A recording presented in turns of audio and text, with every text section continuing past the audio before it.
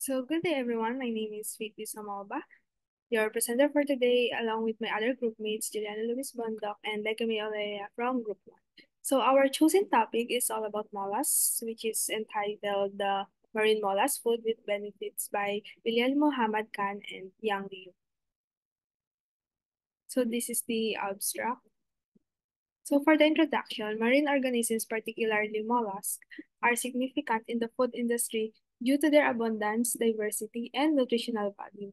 So, we all know that marine organisms are a major source of food and are gaining attention for their potential in functional food and nutraceuticals. So, mollusks possess extensive chemodiversity primarily through secondary metabolites, which serve as communication and defense mechanisms. So, its growth of the functional food and nutraceutical industry has been driven by scientific advancements and a focus on health benefits. So, to summarize this underscores the vital role of marine mollusks in the food industry, emphasizing their abundance in diversity and nutritional value. So it highlights their potential in functional food and nutraceuticals supported by their extensive chemodiversity. While mollusk consumption is associated with health benefits, there remains a need for more comprehensive research in this field. So for our review of related literature, we've chosen three. So the first one is the food industry has unequivocally established itself as an important revenue generating sector. So this is from the article Isolation and Characterization of Polysaccharides from Oysters, Crassostrea gigas with anti-tumor activities using an aqueous two-phase system. This was written by Khan, Cheong, and Liu 2018. So other one also related to it was the mollusca is further divided into Scaphoda, Gastropoda, Cephalopoda. So it just discusses the other types of mollusks, which is from the we will tackle more about it later, which is from the article Marine Drugs by Benkendorf 2010 and Ponder and Lindbergh 2008. So the last one is all about the food and health. So it talks more about the herbal folk medicine, where the growth and development of the nutraceutical and food industry has been brought about by new investigations and expansion in the field of science by Shibamoto, Kanazawa, Shahidi, and Ho on 2008 on their article entitled Functional Food. So we have three main objectives, where this review aims to gather literature on availability, consumption, and health benefits of marine mollusks. Other one is it seeks to uncover the food and health associated properties of mollusks. And the last one is it aims to lay the groundwork for future research on nutraceuticals, function foods, and dietary evaluation related to mollusks. So for the materials and methods, so this details the methods used to maintain the quality and safety of mollusks throughout storage and processing. So some of the materials and methods mentioned include the depuration, steam treatment or infrared heating, the preservation in ice, freezing, and other more preservation techniques, and also the combination. So the first one was this involves the holding mollusks in excess water to remove microbes in particulate matter. So this process helps improve the safety and quality of mollusks by purging them of contaminants. Next one. So the steam treatment or infrared heating used to open oyster shells. So these methods facilitate the opening of oyster shells, making them easier to process and consume. Next is preservation in ice, which is a common method for post-harvest processing and extending shelf life. So keeping mollusks in ice helps maintain their freshness and quality by slowing down bacterial growth and enzymatic activity. Freezing, this utilized for transnational trade with options like chilled air or cryogens, which is just a liquid nitrogen. So freezing preserves mollusks for longer periods by halting biochemical reactions and microbial growth. Next one is other preservation techniques, which is the thermal treatment, breathing, modified atmosphere, packaging, or the MAP, dehydration, and high hydrostatic pressure, or the HHP.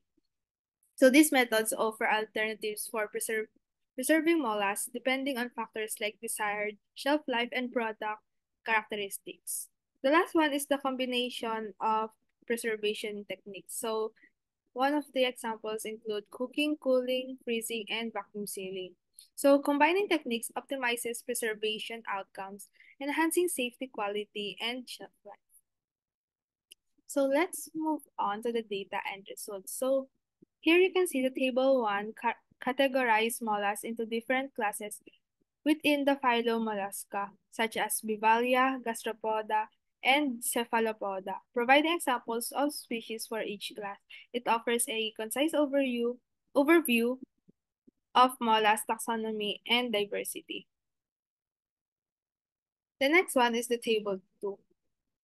So for the table 2, this illustrates the importance of different mollusk species in commercial agriculture and processing for products like nutraceuticals and functional foods. And it also showcases which species are commonly bred and farmed for their dietary value and health benefits, indicating their significance in the food industry.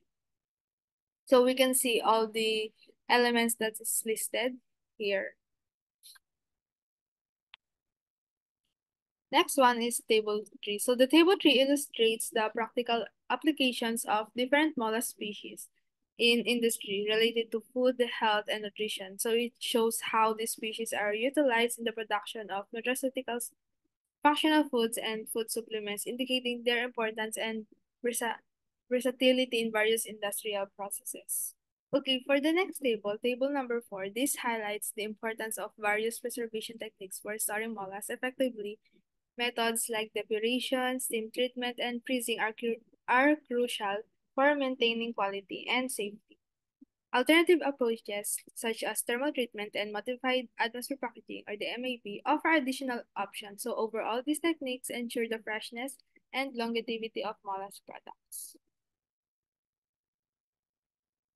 So for the next table, table number 5. So this is just all about the secondary metabolites isolated from various gastropods or the snails and their potency against viral infection. So it discusses compounds isolated from gastropods such as Heliotis spp, Litorina litoria, and others, which have shown effectiveness against human viral pathogens. So these compounds are being investigated for their potential as antiviral agents.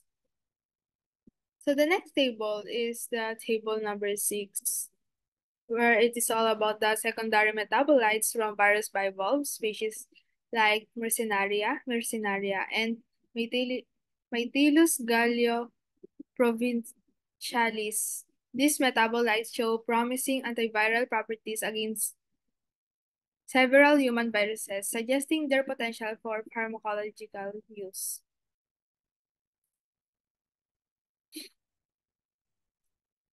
So for the next table, table number 7, this is mainly about the anti-inflammatory and immune modulating properties of various gastropod mollusks. So species like Heliotis, Discus-Hannay, and Philippaludina bengalensis show inhibition of inflammatory mediators, while others like Neverita, Didima, and Apilacia fasciata demonstrate reduced hemolysis and NO concentrations respectively. So these findings highlight the potential gastropod mollusks in inflammation-related research and therapy. So the next one is the table number 8, which focuses on vitro assessment of anti-inflammatory and immune modulatory potency. So it mentions the gastropods have been featured in 13 reported works, while only 2 bivalve species have been reported in 7 studies. It discusses in vitro studies conducted on this species and their potential anti-inflammatory and immune modulatory effects. Next one is the table 9, which summarizes the vivo anti-inflammatory effects of various gastropod species, and it also highlights the reductions in poedema, inflammatory markers, and immune responses observed in different experiments. So these effects suggest potential therapeutic benefits of gastropod consumption or extracts for inflammation-related conditions. Next is the table number 10. So this provides a summary of bivalve species with reported in vivo anti-inflammatory effects. So it outlines various activities observed in different studies such as inhibition of arthritis, reduction in edema, suppression of inflammatory mediators, and promotion of anti-inflammatory cytokines. So these findings suggest the potential therapeutic use of these bivalves for treating inflammatory conditions. So the last not the least, the table number 11, which showcases the cephalopods and their potential for anti-inflammatory effects, including reduced writing, poedema, and modulation of cytokines, indicating their usefulness in treating inflammation.